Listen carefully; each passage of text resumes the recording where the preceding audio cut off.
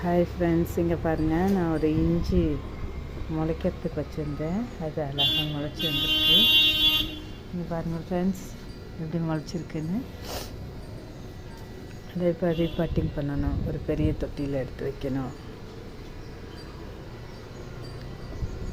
பாருங்கள், நம்மளோட மாடி தோட்டம். எல்லோரும் நல்லா இருக்காங்க.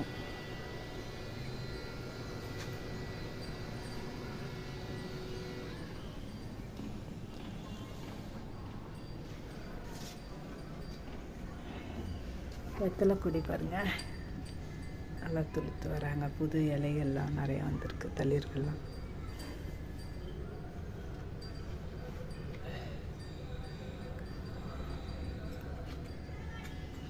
ஓகே ஃப்ரெண்ட்ஸ், இன்னொரு வீடியோவில் பார்க்கலாம்.